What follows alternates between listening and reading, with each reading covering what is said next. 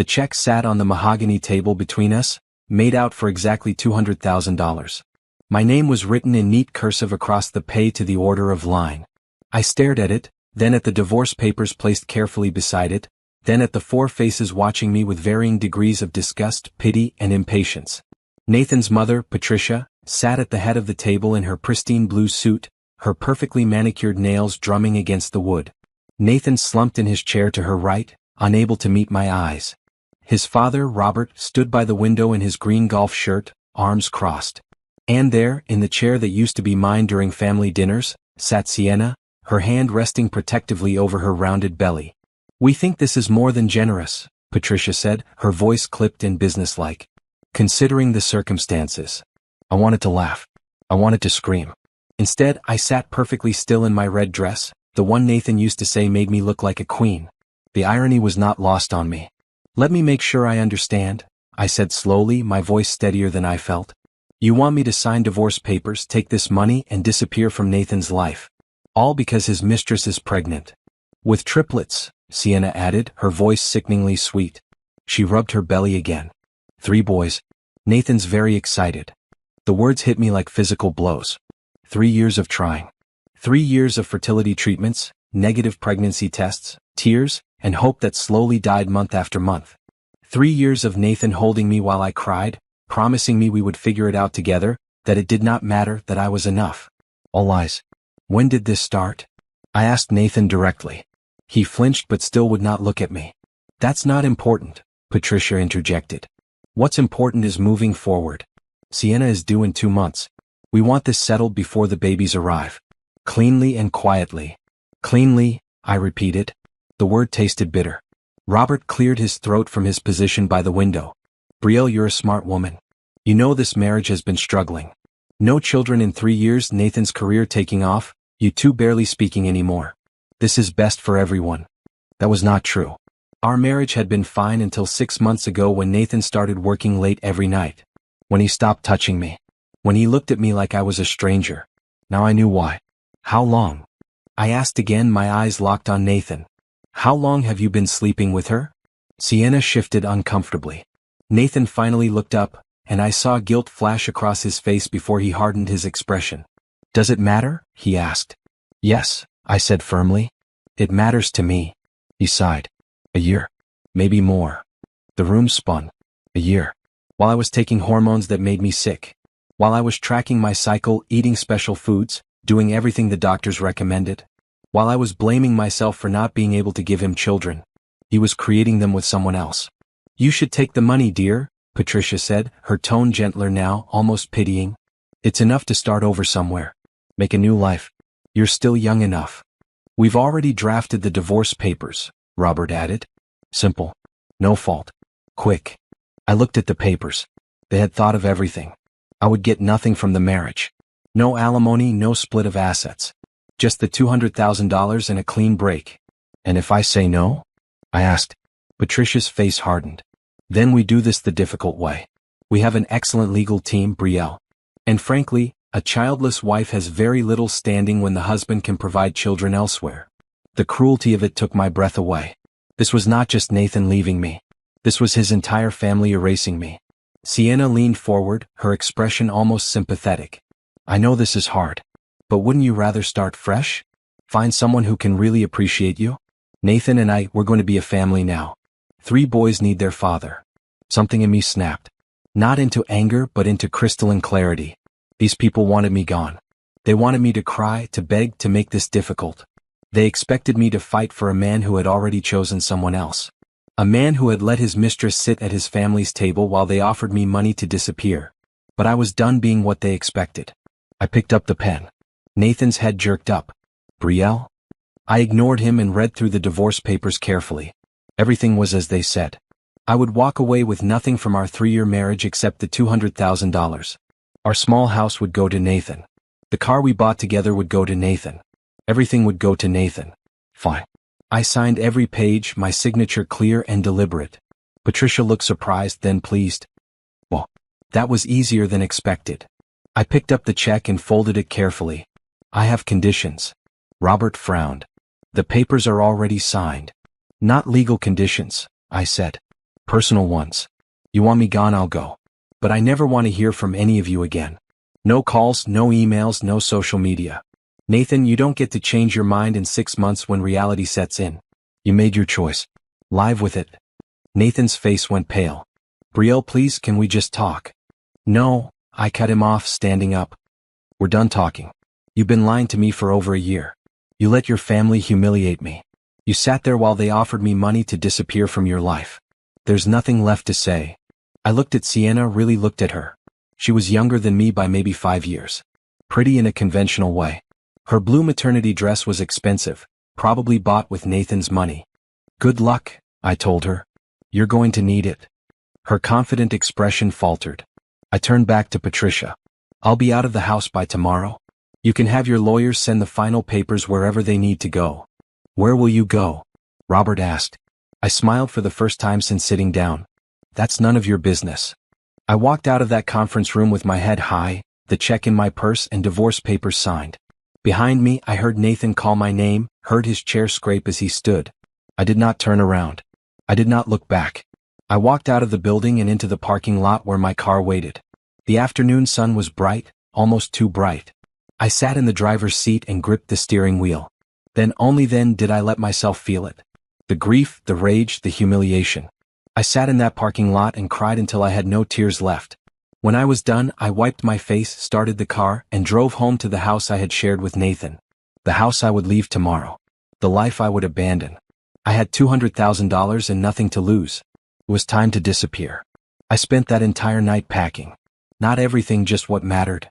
Clothes, photos from before Nathan, my laptop, important documents. I left behind the wedding album, the couple photos on the walls, the monogrammed towels Patricia had given us. I left behind every gift from his family, every reminder of the life I had tried to build.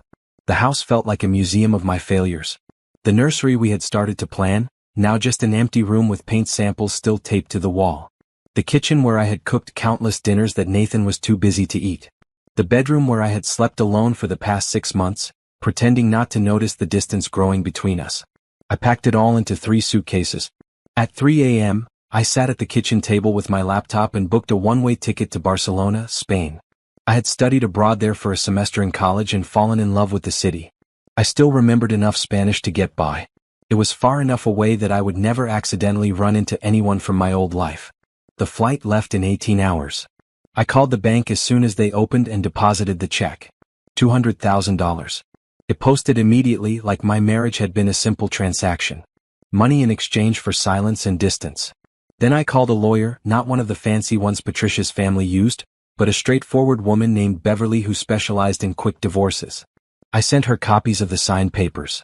You're sure about this? Beverly asked over the phone. You're entitled to more. 3 years of marriage, you could fight for assets. I'm sure, I told her. I just want it done.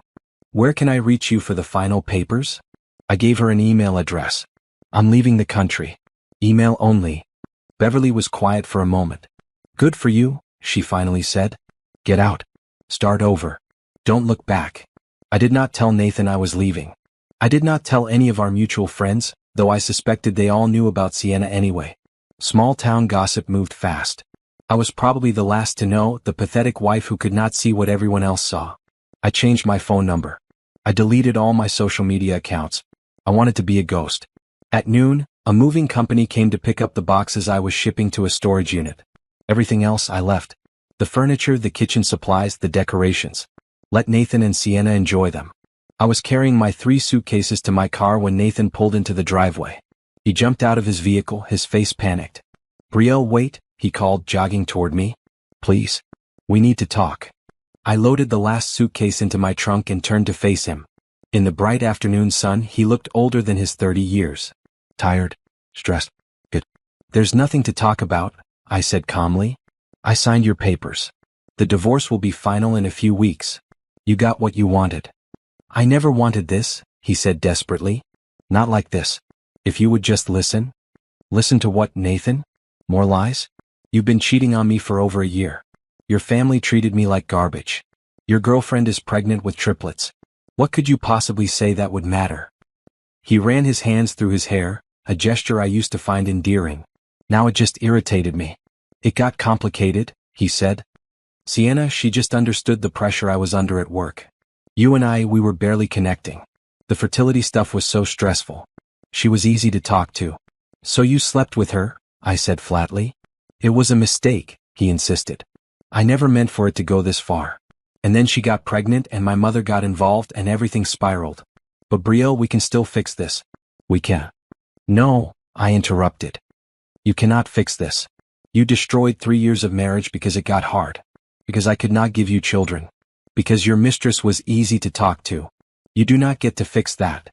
Where are you going? He asked, looking at my packed car. Away. Brielle, please. Don't do this. We can work through this. I love you. I laughed, and it sounded bitter even to my own ears. You love me? You let your mother pay me to leave. You sat there while they humiliated me. That's not love, Nathan. That's not even basic respect. I was confused, he said. I panicked. But I'm thinking clearly now. Sienna, she's not. We don't have what you and I had. Had? I repeated. Past tense. You're right about that. I opened my car door. He grabbed my arm, not roughly but firmly. Please, he said, and I saw tears in his eyes. Please don't go. Stay. Fight for us. I looked down at his hand on my arm, then up at his face. You want me to fight for you? After everything? After you created a whole other life behind my back? After you let your family pay me to disappear? You must think I'm pathetic. I think you're my wife, he said. Not for much longer. I pulled my arm free and got into my car. Nathan stood in the driveway looking lost and desperate.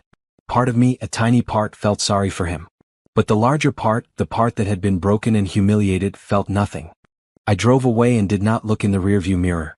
The airport was crowded with travelers, families heading on vacation, business people rushing to their gates. I checked my bags, went through security, and sat at the gate waiting for my flight to board. My phone buzzed. A new number, but I recognized Patricia's tone immediately in the text message. Nathan is very upset. He says you're leaving the country. This is unnecessary drama. The divorce will be final soon. There's no need to be theatrical. I deleted the message and blocked the number. Another text, this time from a number I did not recognize. It's Sienna. I know you're hurting, but please don't blame Nathan. He's a good man caught in a difficult situation. I hope you find peace. The audacity. I blocked that number too. My phone kept buzzing. More unknown numbers. Nathan's friends probably, or his family. I turned it off completely. When my flight boarded, I was one of the first in line. I found my seat by the window and buckled in. As the plane taxied down the runway, I watched the city get smaller and smaller below me. Everything I had known for the past 3 years was down there. The house, the friends, the life I had built. The husband who had betrayed me. The family who had paid me to vanish. The plane lifted into the sky and I felt something shift inside me. Not closure. Not forgiveness. But possibility. I had $200,000, no ties, and a whole world waiting. I was free. Barcelona welcomed me with bright blue skies and warm Mediterranean air. I had forgotten how beautiful the city was, with its Gothic architecture mixed with modern design, the constant buzz of life in the streets, the smell of fresh bread and coffee from corner cafes. I checked into a small hotel in the Elborn neighborhood, nothing fancy but clean and close to everything. The room was tiny, just a bed and a desk and a window that looked out onto a narrow street. It was perfect. For the first week I did nothing but walk. I walked along Las Ramblas, through the winding streets of the Gothic quarter, down to the beach where I sat and watched the waves. I ate when I was hungry, slept when I was tired, and spoke to no one. I was learning how to be alone. On day 8 I woke up feeling sick. At first I thought it was the stress, the change in diet, the emotional exhaustion of the past 2 weeks. But the nausea persisted. I could not keep breakfast down. I felt dizzy and tired. I found a small pharmacy and bought a pregnancy test, telling myself it was impossible. Nathan and I had stopped trying months ago. We had barely been intimate in the last 6 months of our marriage. But as I sat in my hotel bathroom looking at the 2 pink lines, I realized we had been intimate. What? About 3 months ago. One last attempt to reconnect before everything fell apart. I was pregnant. I sat on the bathroom floor and cried for the second time since leaving. But these tears were different. Not grief or rage. Fear. And underneath it all, a tiny spark of something that felt like joy. I was going to have a baby. Nathan's baby. But he would never know. That same day I found a doctor. Dr. Sofia Martinez worked at a private clinic and spoke perfect English. She confirmed what I already knew. I was 12 weeks pregnant. Do you have support here? Dr. Martinez asked gently. Family? A partner? No, I said. Just me. She looked at me with kind brown eyes. Then we make sure you have what you need. Barcelona is a good place to raise a child. You will see. I left her office with prenatal vitamins and a list of things to prepare for. I sat in a cafe and made a plan. First, I needed an apartment. The hotel was fine for short term, but I needed a real home. I spent the next week looking at places and found a 2-bedroom flat in the Gracia neighborhood. It had high ceilings, big windows that let in lots of light, and a small balcony with plants. The landlord, an older woman named Carmen, did not ask many questions when I paid 6 months rent up front in cash. Second, I needed to work. My Spanish was rusty but functional. I updated my resume and started looking for remote work. Before marrying Nathan, I had worked in human resources. I was good at it. Within 2 weeks, I had landed a contract position with an international consulting firm that needed someone to manage their employee relations across Europe. The pay was decent and I could work from home. It would be enough to live on while I figured out my next steps. Third, I needed to let go of the anger. This was harder. Every night, I lay in bed thinking about Nathan and Sienna, imagining their life together with the triplets. I imagined his family celebrating, throwing baby showers, preparing nurseries. They had no idea I was carrying Nathan's child. A child who would never know their father. A child who would be mine and mine alone. I should have felt guilty about that. But I did not. Dr. Martinez became more than just my doctor. She introduced me to other expat mothers, women who had moved to Barcelona for various reasons and were raising children far from home. They welcomed me into their circle without judgment. There was Sophie from Canada, raising twin girls on her own after leaving an abusive marriage. There was Amara from Nigeria, whose husband had died and who had moved to Barcelona for a fresh start. There was Ingrid from Sweden, who had simply decided she wanted to raise her son somewhere with more sun. These women became my friends. They taught me which markets had the best prices, which parks were safest for children, how to navigate the Spanish healthcare system. They showed me that it was possible to build a life from nothing. At night, I would sit on my balcony and feel the baby move inside me. Tiny flutters at first, then stronger kicks. I would put my hand on my belly and make promises. I would give this child everything. Love, stability, a good life. I would never make them feel like they were not enough. I would never let anyone treat them the way Nathan's family had treated me. 3 months after arriving in Barcelona, I was settling into a routine. Work during the day, Spanish lessons in the evening, doctor appointments once a week. My belly was growing and I had started shopping for baby clothes and furniture. I bought a crib in bright blue and set it up in the second bedroom. I painted one wall a cheerful green and hung simple decorations. No pink or blue theme. Just colors that made me happy. I had not heard from Nathan or his family since leaving. They had what they wanted. I was gone. Sometimes I wondered if Nathan thought about me. If he regretted the way things had ended. If he ever asked where I had gone. But mostly, I did not think about him at all. I was too busy building something new. Something that was entirely mine. One evening, Sophie invited me to a gathering at her apartment. It was just the mothers from our group, sitting around with wine and snacks, talking and laughing. I could not drink because of the pregnancy, but I enjoyed the company. You seem happy, Amara observed. Different from when you first arrived. I thought about that. Was I happy? The word seemed too simple for what I felt. I was not the same person who had signed divorce papers and taken money to disappear. That woman had been broken. This version of me was being rebuilt. I'm getting there, I said honestly. Good, Ingrid said firmly. You deserve happiness. Whatever happened before, you deserve to move forward. They did not know the whole story. Just that I had left a bad marriage and come to Barcelona to start over. That was enough. As I walked home that night, my hand on my growing belly, I looked up at the stars. Somewhere across the ocean, Nathan was probably preparing for the triplets. Building nurseries, buying diapers, learning to be a father. He would never know he already was one. And I was okay with that. I gave birth to my daughter on a rainy morning in March. Labor started at 2 a.m. and by 10 a.m. she was here. 6 pounds 8 ounces, with a head full of dark curls and eyes that would eventually turn the same deep brown as mine. Dr. Martinez placed her on my chest and I fell in love instantly. What will you name her? The nurse asked. I had thought about this for months. I did not want a name connected to my old life. I wanted something new, something that meant strength and new beginnings. Zara, I said. Her name is Zara. The first weeks were hard. Zara cried at all hours and I was exhausted and overwhelmed. But my community of mothers stepped in.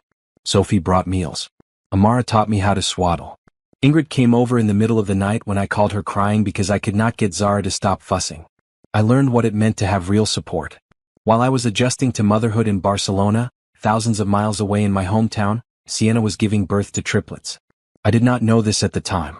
I had no contact with anyone from my old life. But I would learn about it later when the consequences of everyone's choices finally caught up. Sienna gave birth to 3 boys. According to what I eventually heard, Nathan's family threw an elaborate celebration. They had built a massive nursery with 3 identical cribs, hired a nanny, and prepared for the chaos of triplet infants. Patricia, ever the controlling matriarch, insisted on DNA testing for legal purposes. The family was wealthy, and she wanted everything documented properly for inheritance and medical records. The tests were done when the babies were 2 weeks old. The results came back 3 weeks after that. Nathan was not the biological father of any of the triplets. I can only imagine the explosion that followed. The accusations, the confrontations, the unraveling of lies. Sienna apparently broke down and confessed everything. She had been seeing someone else the entire time she was with Nathan. A bartender she had met at her gym. When she got pregnant, she panicked. The bartender had no money, no prospects. Nathan had both. So she chose Nathan. She had lied to him. She had lied to his family. She had played the role of devoted girlfriend carrying his children, knowing the entire time that the babies were not his. Patricia reportedly lost her mind. She demanded Sienna return every gift, every dollar, every shred of support the family had provided. The wedding was canceled immediately. The nursery was dismantled. Nathan, according to the gossip I eventually heard, was destroyed. He had given up his marriage for children that were not his. He had lost me, humiliated me, paid me to leave, all for a lie. But here is the thing about burning bridges. You cannot cross back over them. I knew none of this when it happened. I was too busy being a mother to care about the lives I had left behind. Zara was 2 months old when I finally checked my old email account, the one I had given to the lawyer. There were hundreds of messages. From Nathan, from Patricia, from people I used to know. I deleted them all without reading them. Except one. It was from Beverly, my lawyer. The subject line read, "Divorce finalized." I opened it. The divorce was official. I was no longer married to Nathan. The message included some additional information. FYI, there's been quite a scandal with your ex. If you want details, call me. I almost did not call. I almost deleted it and moved on. But curiosity got the better of me. "Brielle," Beverly said when she answered. "I wasn't sure I'd hear from you." "What scandal?" I asked. She told me everything. The DNA results. Sienna's confession. The family's fury. Nathan's spiral. "He's been trying to find you," Beverly added. "His mother too. They've called my office a dozen times." "What do they want?" "To talk to you. I think Nathan wants to apologize. Or maybe more. Hard to say." I looked down at Zara, sleeping peacefully in her bassinet beside me. Her tiny chest rose and fell with each breath. She had my nose, my chin. She was perfect. "Tell them no," I said.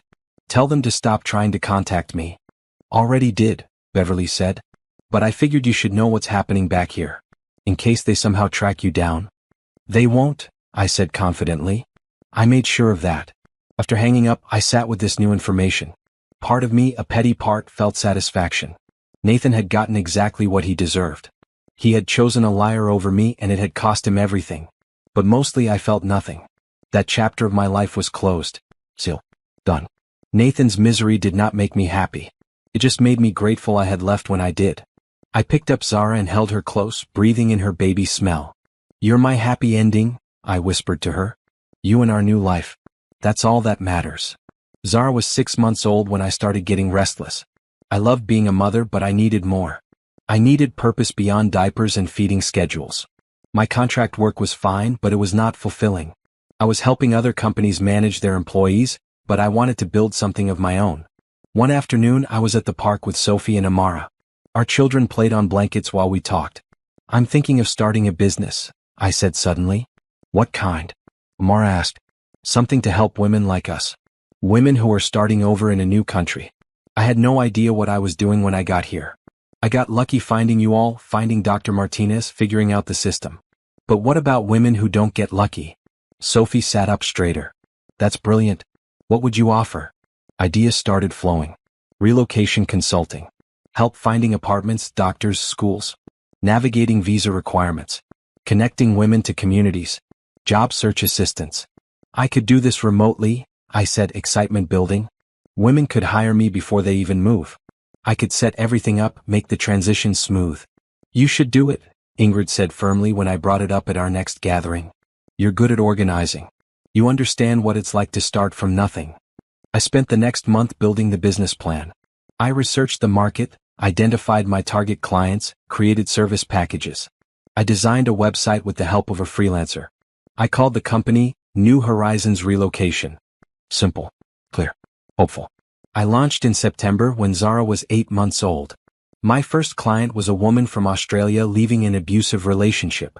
She needed help finding an apartment in Lisbon, enrolling her kids in school and getting settled. I threw myself into her case. I found her a safe neighborhood, connected her with other expat mothers, even helped her find a therapist who spoke English. She was so grateful she left a glowing review and referred 3 friends. Within 6 months I had 20 clients. By Zara's first birthday I had 50. I hired Sophie to help with client intake. I brought on a lawyer to help with visa issues. I contracted with relocation specialists in different cities across Europe. The business grew faster than I had anticipated. Women who were leaving bad marriages, escaping difficult situations, or simply seeking adventure found my website and reached out. I understood them because I had been them. By the time Zara was 18 months old, I had to hire a part-time nanny so I could focus on the business. Carmen, my landlord, recommended her granddaughter Elena. She was a university student studying early childhood education and needed flexible work. Elena was wonderful with Zara. She taught her Spanish songs and took her to the park. It gave me the time I needed to scale the business. I moved us to a bigger apartment, 3 bedrooms with a home office. I bought better furniture, enrolled Zara in a music class, started saving money for her future. The $200,000 Nathan's family had given me to disappear? I had used it to build an empire. New Horizons Relocation expanded beyond Europe. I started helping women relocate to Asia, South America, even Australia. I hired a team of coordinators, each specializing in different regions. A women's magazine in London interviewed me. They wanted to know my story. How had I built such a successful business so quickly? I told them a version of the truth. That I had left a difficult situation and relocated to Barcelona. That I understood what it was like to start over. That I wanted to help other women do the same. The article was picked up by other publications. My business exploded. By the time Zara turned 2, New Horizons Relocation had helped over 300 women successfully relocate to new countries. We had a team of 15 people. We were profitable. We were making a difference. I was proud of what I had built. At Zara's 2nd birthday party, surrounded by the community of mothers who had become my family, I made a toast. 2 years ago, I came to Barcelona with 3 suitcases and no plan. I was broken and lost. Today, I'm standing in my home, running a business I love, raising a daughter who is my whole world. Thank you all for being part of this journey. Sophie raised her glass.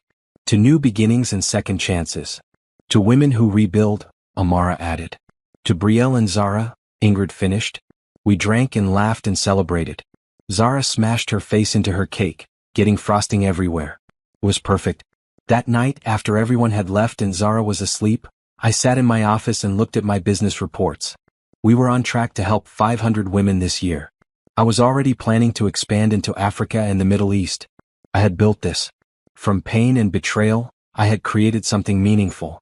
My phone buzzed with an email notification. Another client inquiry. A woman in Texas looking to relocate to France after a divorce. I smiled and started drafting a response. This was my revenge. Not anger or bitterness. Not plotting to hurt Nathan or his family.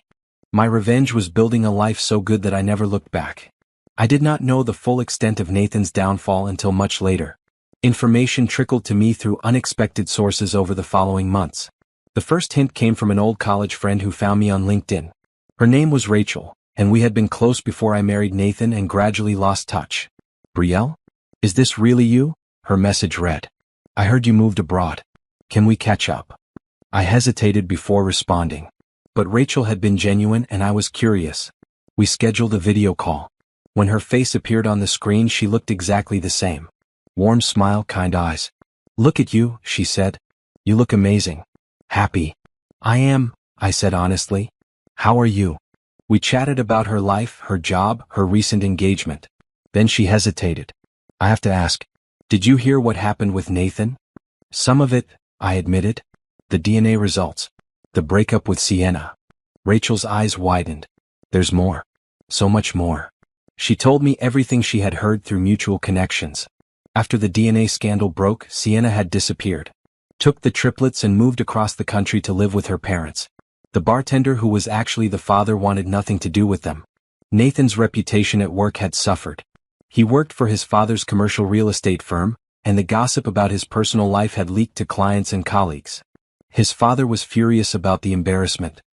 He lost a huge promotion, Rachel said. Robert gave it to someone else because he said Nathan showed poor judgment.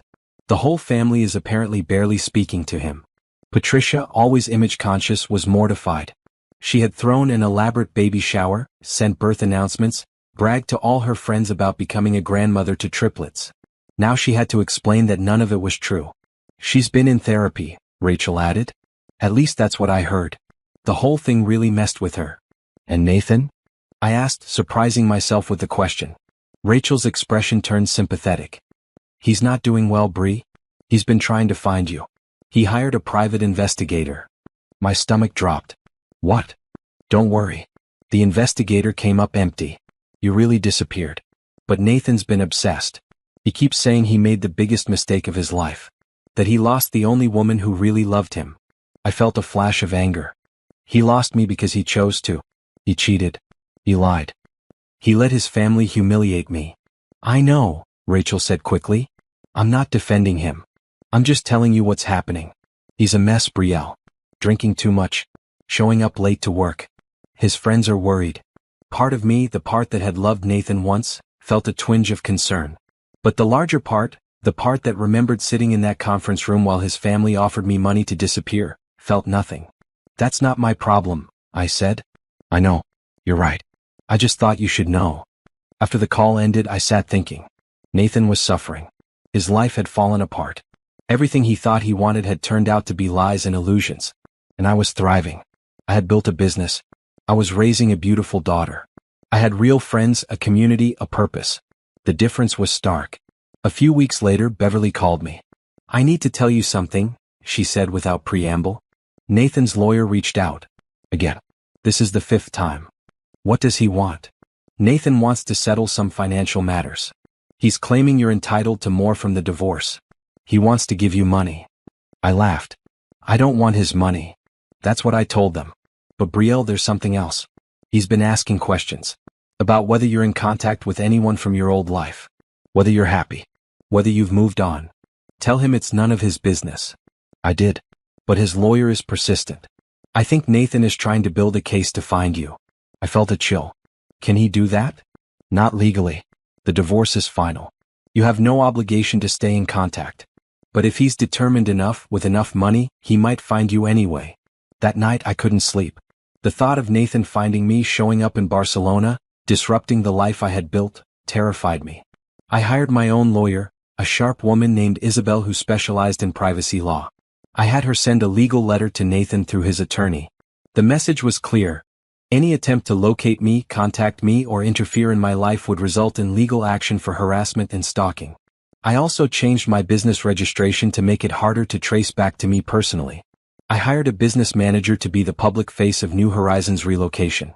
My name appeared nowhere on the website or in public documents. I made myself invisible again. One afternoon I was at the park with Zara when my phone rang. Unknown number. I almost did not answer. Hello? Brielle? The voice was hesitant. Female.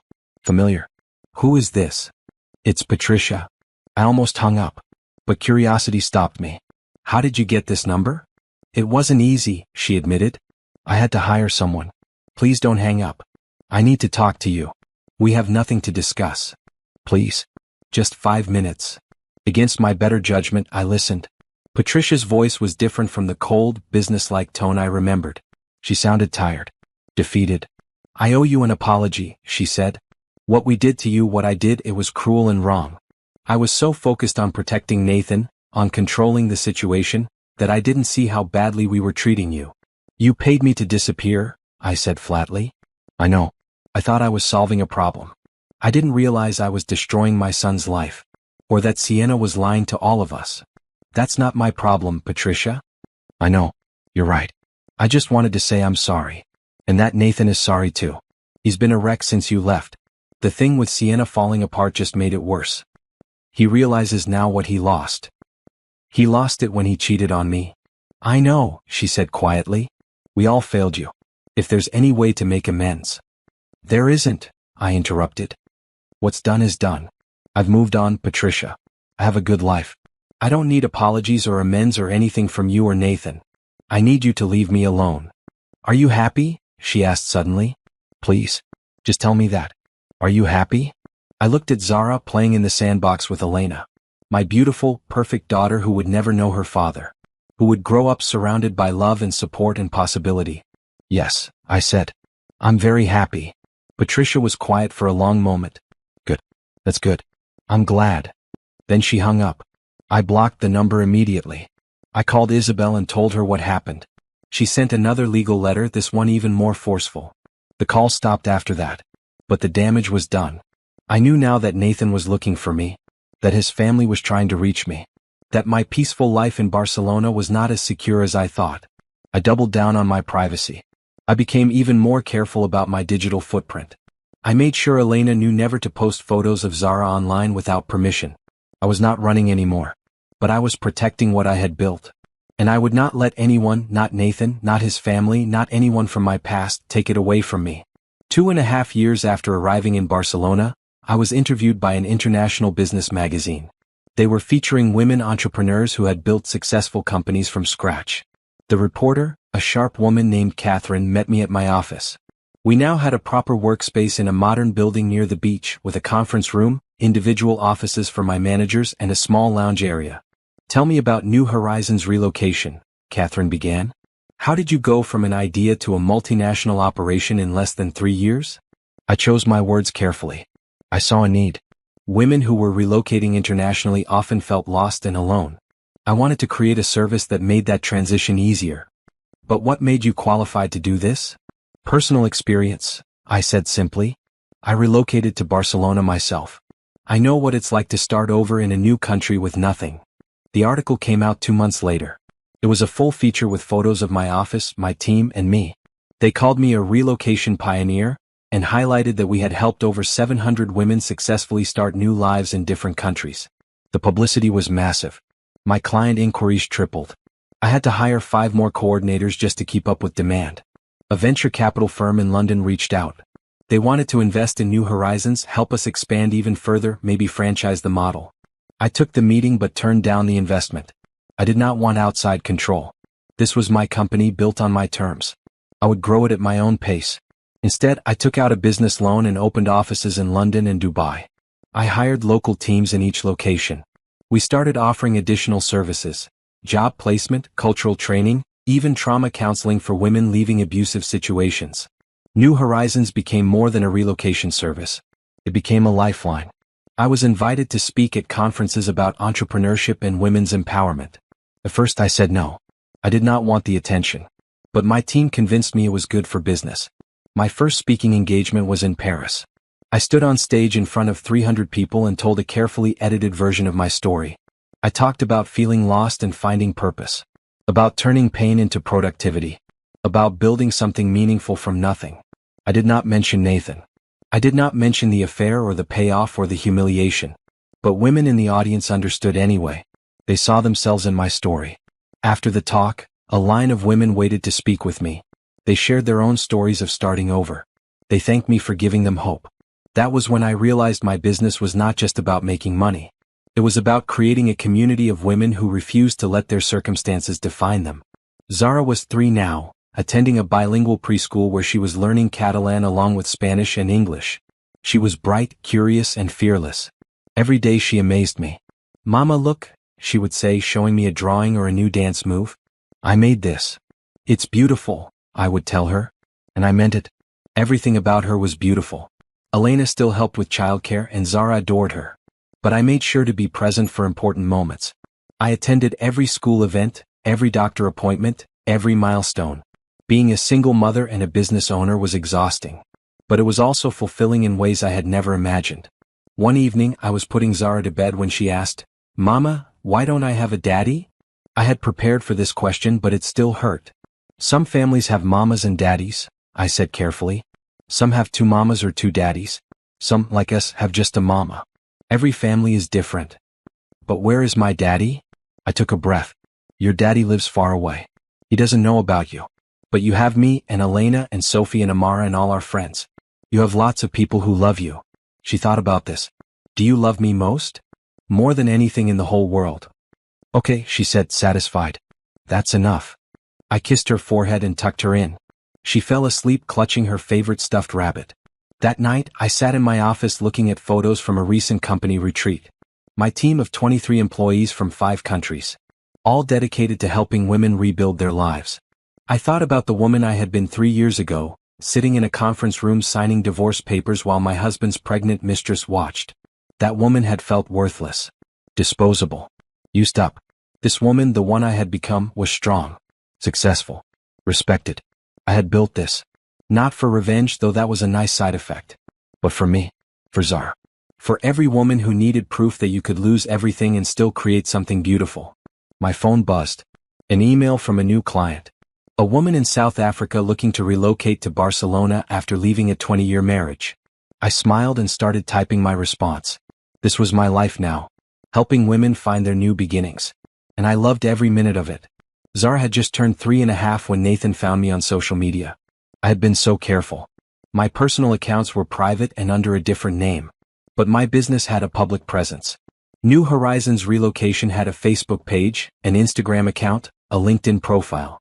I was featured in a post celebrating our 1,000th successful client relocation. The photo showed me cutting a cake at our Barcelona office, surrounded by my team. My face was clearly visible. Nathan must have been monitoring any content related to relocation services, expat communities, women's entrepreneurship. Somehow he connected the dots. The first message came through LinkedIn. Brielle, I know this is you. Please, I just need to talk. 5 minutes. That's all I'm asking. I deleted it and blocked his profile. Then messages started coming from other platforms. Email addresses I did not recognize. Profiles with fake names. All with the same desperate tone. I made a terrible mistake. I can't stop thinking about you. Please give me a chance to explain. I never stopped loving you. Each one made me angrier. How dare he? After everything, after all this time, how dare he try to insert himself back into my life? I hired a cybersecurity consultant to lock down my digital presence even more. I reported the harassment to the platforms. I had Isabel send another legal letter, this one threatening a restraining order if he continued. The messages stopped for 2 weeks. I thought that was the end of it. Then Nathan showed up in Barcelona. I was leaving my office building one evening when I saw him standing across the street. He looked older, thinner. His suit was wrinkled. He had dark circles under his eyes. Our eyes met across the distance. He started to cross the street toward me. I turned and walked quickly back into the building, my heart pounding. I called security. There's a man outside who is harassing me, I said. I need you to make sure he doesn't come inside. The security guard was a large man named Carlos. He had worked in the building for years and knew me well. I'll handle it, he said firmly. Through the glass doors, I watched Carlos approach Nathan. They spoke briefly. Nathan gestured animatedly, clearly arguing. Carlos shook his head and pointed away from the building. Nathan looked up at the glass doors where I stood. Even from a distance, I could see the desperation on his face. I turned away. Carlos came back inside. He's gone. But he says he's staying at a hotel nearby. He left this. He handed me a folded piece of paper. I almost threw it away without reading it. But curiosity got the better of me. Brielle, I'm at the Hotel Arts. Room 412. Please. I flew 8,000 miles just to talk to you. Don't make me go home without at least hearing your voice. Nathan. I crumpled the note and threw it in the trash. That night I barely slept. I kept thinking he might show up at my apartment. I had been so careful to keep my home address private, but if he found my office he might find where I lived. I called Isabel first thing in the morning. He's in Barcelona, I told her. He showed up at my office. Did he threaten you? No. He just wants to talk. Don't engage, Isabel advised. I'll file for a restraining order. In the meantime, vary your routine. Take different routes. Make sure you're aware of your surroundings. For the next 3 days, Nathan tried everything. He sent flowers to my office. I had reception throw them out. He waited outside the building. I had security escort him away. He sent more messages, more letters, more desperate pleas. I know about Zara. That message stopped me cold. It came through on the fourth day to an email address only my clients had. My hands shook as I read the rest. I saw the photos on your team member's social media. She posts pictures from office events. There's a little girl in some of them who looks just like you.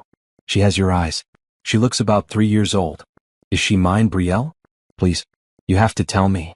I called Sophie immediately. Who on your team posts photos on social media? Most of them? Why?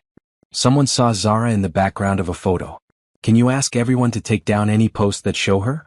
And to make their accounts private? Of course. Is everything okay? My ex found me. He's here in Barcelona. Sophie's voice hardened. Do you need help? Should we call the police? I have a lawyer handling it. But please get those photos down. By evening, every photo featuring Zara was deleted. But the damage was done. Nathan knew. The next message was even more direct. I did the math. You left 3 years ago. If she's 3, you were pregnant when you signed the divorce papers. Why didn't you tell me? How could you keep my daughter from me? I felt rage boil up inside me. How could I keep her from him? How could he ask me that question after what he did? Against Isabel's advice, I responded. You have no daughter. You gave up any right to know about my life when you cheated on me, humiliated me, and paid me to disappear. Stay away from us. His response came within minutes. She's my child. I have legal rights. Please, Brielle.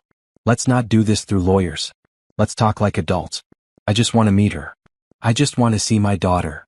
I called Isabel in a panic. Can he claim parental rights?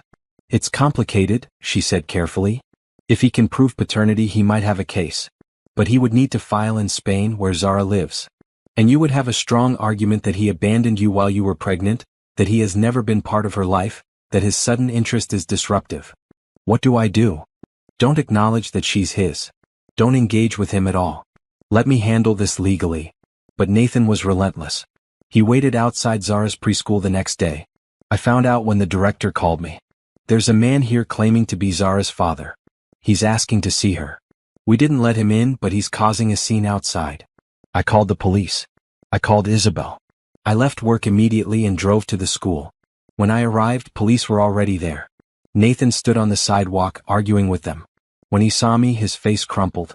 Brielle, please. I'm not here to cause trouble. I just want to see her. Please. You need to leave, I said coldly. You have no right to be here. She's my daughter. You signed away any claim to her when you destroyed our marriage. The police escorted him away. The school director assured me they would ban him from the premises and call authorities if he returned. That evening I sat Zara down. Baby, there might be a man who tries to talk to you. If anyone you don't know approaches you, you run to a teacher immediately. Okay. Okay, Mama. Why? Just to be safe. She looked worried. I hated putting that fear in her eyes. Isabel filed the restraining order the next day. Nathan had to stay at least 500 meters away from me, Zara, her school, and my office. He left Barcelona the following week. But before he did, he sent one final message. I'm not giving up. She's my daughter and I will be part of her life. One way or another. It was a threat. A promise. A declaration of war. And I realized that my peaceful life was about to get very complicated. The restraining order held for 6 months. Nathan stopped trying to contact me directly. But I knew he had not given up. Through Rachel, who maintained occasional contact with mutual acquaintances, I heard that Nathan had hired a family law attorney. He was building a case to claim parental rights. Isabel prepared our defense. We documented everything, the affair, the payoff, his complete absence from Zara's life. We had witness statements from Sophie, Amara, and Dr. Martinez about my life in Barcelona as a single mother. He'll have a hard time proving he deserves custody or even visitation, Isabel assured me. Especially since he showed no interest until recently. The courts favor stability for the child. But I was terrified. What if a judge decided Zara deserved to know her father? What if I was forced to let Nathan into our lives? The stress was affecting my work. I was distracted during meetings. I snapped at my team over small mistakes. Sophie pulled me aside one day. You need to take care of yourself, she said gently. This isn't sustainable. She was right. I hired a therapist. A kind woman named Dr. Reyes who specialized in helping people process trauma. You've been running for 3 years, Dr. Reyes told me during our third session. Running from your past, from Nathan, from the pain. But you can't run forever. At some point you have to stop and deal with what happened. I have dealt with it, I protested. I built a whole new life. You built walls, she corrected. That's different from healing. I did not want to hear that. But she was right. Over the next few months, I worked through the betrayal, the humiliation, the anger I had been carrying. I learned to separate Nathan's actions from my worth. I learned that what happened to me was not my fault. And slowly I started to actually heal. Zara turned 4. She was thriving in preschool, making friends, learning to read. She asked about her father less and less. The concept seemed abstract to her. She had me, Elena, our community. That was enough. Then, 7 months after Nathan's visit, Isabel called with news. He's dropping the case. I almost dropped the phone. What? Nathan's lawyer contacted me this morning. They're withdrawing their petition for parental rights. He's not pursuing any legal action. What? What changed? I don't know. They didn't say. But it's over, Brielle. He's backing off. I found out why 2 weeks later when I received a letter. Not from Nathan, but from his mother. Dear Brielle, I hope this letter finds you well. I'm writing to explain why Nathan has decided to step back. Over the past few months, he's been in intensive therapy. His counselor helped him understand something important, that forcing himself into Zara's life would not be about what's best for her, but about what he wants. And that's not the same thing. Nathan has made a lot of selfish choices. Cheating on you. Lying. Putting his wants above your well-being. He's finally recognizing that pattern. He loves the idea of being a father to Zara. But he realizes he has no idea who she is. That showing up now would be traumatic and disruptive. That she has a stable, loving life with you. He's decided that the best thing he can do for his daughter is to leave her in peace. I want you to know that I support this decision. What we did to you was unforgivable. Paying you to leave, treating you as disposable, it was cruel. You deserved so much better. I'm proud of what you've built. From what I've learned, you're an incredible mother and a successful entrepreneur. Zara is lucky to have you. Nathan has asked me to give you this, a trust fund in Zara's name. $500,000 to be accessed when she turns 18. It's not an attempt to buy his way into her life. It's simply him trying to do one thing right. If you don't want it, we understand. But we hope you'll accept it for Zara's future. We won't contact you again. You have our word. Wishing you and Zara all the best, Patricia. I stared at the letter for a long time. Then I called Isabel. They set up a trust fund. $500,000 for Zara. Do you want to accept it? I thought about it. Part of me wanted to refuse, to reject anything from Nathan or his family. But this was not for me. This was for Zara. Yes, I said finally. For her college. For her future. Whatever she needs. I'll review the documents and make sure there are no strings attached. There were not. The trust was clean. Nathan and Patricia had no access to it, no control over how it was used. It was simply money set aside for Zara's future. I accepted it. That night, I sat on my balcony after putting Zara to bed. The city lights twinkled below. I could hear music from a nearby restaurant, laughter from people enjoying their evening. I thought about the woman I had been 4 years ago, signing divorce papers and taking $200,000 to disappear. She had been so broken, so lost. This woman, the one I had become, was whole, strong, successful, happy. Nathan was dealing with his choices in therapy. Sienna was raising triplets on her own, the biological father still absent. Patricia was trying to make amends. And I was here in Barcelona with my daughter and my business and my life. I had not just survived. I had thrived. My phone buzzed. A message from Rachel. Heard Nathan drop the case. How are you doing? I'm good, I typed back. Really good. And I meant it. 3 weeks later, I met someone. His name was Omar. He was an architect from Morocco who had been living in Barcelona for 8 years. We met at a community event that Sophie had dragged me to. He was kind, funny, patient with Zara when I finally introduced them after 3 months of dating. He treated her like she was precious, which she was. I'm not looking for a father for her, I told him early on. She has me. That's enough. I know, he said gently. I'm not trying to replace anyone. I just want to be part of both your lives, however that looks. I was careful, guarded. But slowly I let him in. Not because I needed him, but because I wanted him.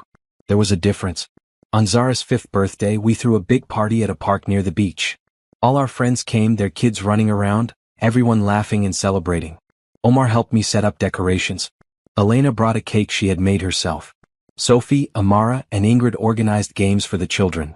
I watched Zara run around in her bright maroon dress, her curls flying, her face full of pure joy. She was surrounded by people who loved her. She was happy. That evening, after everyone had left and Zara was asleep, I sat in my living room and looked at photos from the party. This was my revenge. This life. This joy. This peace. Nathan was not part of it. His family was not part of it. They had tried to erase me, to pay me to disappear. Instead, I had erased them. I had built something beautiful from the ashes of what they destroyed. And I had won. 6 years after leaving my old life behind, I stood in front of a crowd of 500 women at an international women's conference in Madrid. My company had sponsored the event, and I had been asked to give the keynote speech. Zara, now 6 years old, sat in the front row with Omar. She wore a bright blue dress and waved at me when I looked her way. I smiled and waved back. When I started New Horizons relocation, I had no business experience, no investors, no safety net.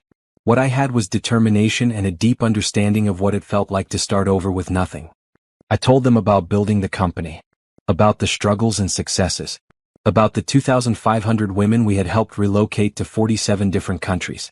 But this business is not really about logistics or paperwork, I continued. It's about hope. It's about believing that no matter how broken you feel, no matter how lost, you can create a new story for yourself. The audience was quiet, listening. 6 years ago I was at my lowest point. Someone I trusted had betrayed me. I felt worthless and disposable. I took money to disappear because I did not know what else to do.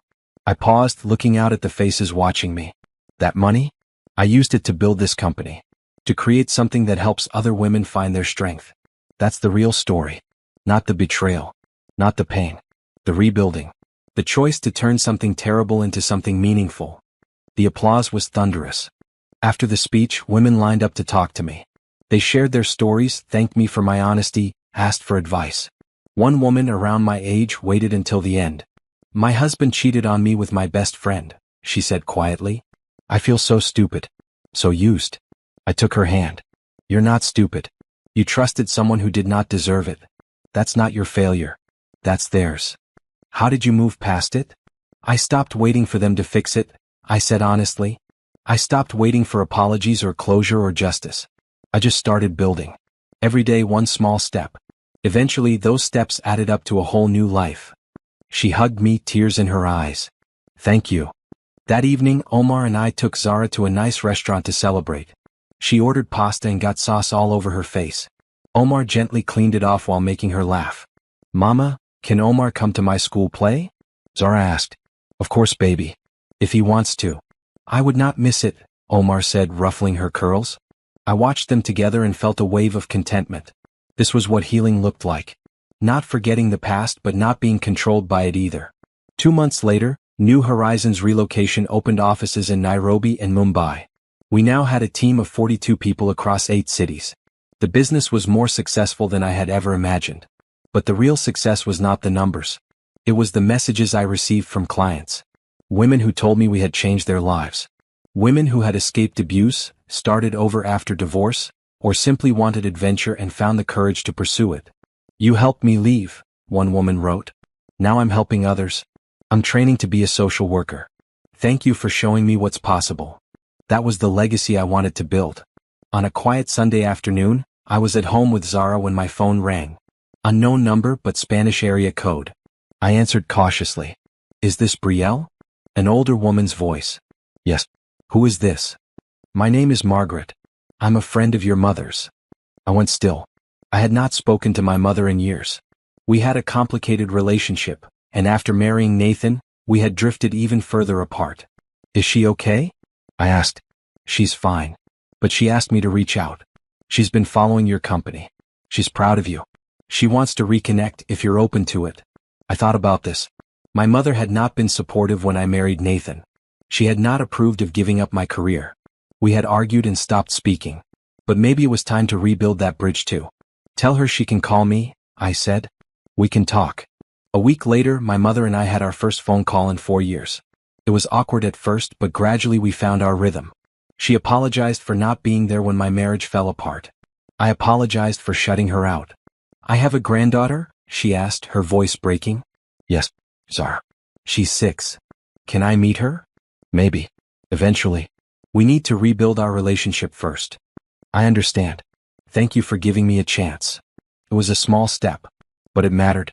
3 months before Zara's 7th birthday, I got an email that made me pause. It was from a literary agent. I've been following your story through your interviews and speeches. Have you ever considered writing a book? I think your journey would inspire millions of women. I'd love to discuss representation if you're interested. A book? I had never considered it. I talked to Dr. Reyes about it in our next session. How do you feel about sharing your story that publicly? She asked. Nervous, I admitted, but also like it might help people. If reading about what I went through and how I rebuilt could help even one woman, maybe it's worth it. Then maybe you have your answer. I signed with the agent. Over the next year, I worked on the book in the early mornings before Zara woke up and late at night after she went to bed. It was hard reliving everything. The betrayal, the humiliation, the fear. But it was also cathartic. The book was published 18 months later. Disappear and Thrive. One woman's journey from betrayal to building an empire. It became a bestseller within weeks. I did interviews, podcasts, speaking tours. I talked about the betrayal, yes, but more importantly, I talked about the rebuilding. The choice to create something new instead of staying stuck in anger and pain. Nathan never contacted me about the book. I changed enough details that he was not clearly identifiable, though people who knew our story could probably connect the dots. I did not care if he read it. The book was not for him. It was for every woman who had been made to feel disposable and needed to know she was not. On Zara's 8th birthday, we had a small party at our apartment. Just close friends and family. My mother flew in from the States, meeting her granddaughter for the first time. Watching them together, seeing my mother's tears of joy as Zara showed her the books and toys and art projects, I felt pieces of my life clicking into place. Omar had moved in with us 6 months earlier. He and Zara had their own special bond. He taught her to draw buildings and structures. She taught him to braid hair, though he was terrible at it. Are you going to marry Omar? Zara asked me one night at bedtime. Maybe someday. Would you like that? She thought seriously. Will he still live with us? Yes. Then it's okay. Children's logic. Simple and perfect. That night, I sat in my home office looking at everything I had built. The business that helped thousands of women. The book that was changing lives. The daughter who was happy and loved. The relationship with Omar that was healthy and real. The reconnection with my mother. I thought about the $200,000 Nathan's family had given me to disappear. They had thought they were paying me to go away quietly. To be erased from Nathan's life. Instead, I had used their money to build an empire. I had disappeared, yes. But I had reappeared as someone stronger, more successful, more happy than I ever could have been in that small town, in that failed marriage, in that life that was never really mine. My revenge was not in hurting Nathan or his family. My revenge was in living so well that I never looked back. My revenge was in building a life so full of love and purpose and joy that the past became irrelevant. My revenge was in taking what they meant as an ending and turning it into the greatest beginning of my life. I opened my laptop and checked my email. 3 new client inquiries. A message from my publisher about book sales. An invitation to speak at another conference. I smiled and started typing responses. This was my life now. Not perfect but mine. Not without challenges but full of possibility. I had taken their attempt to erase me and used it to write my own story. And it was a story worth telling.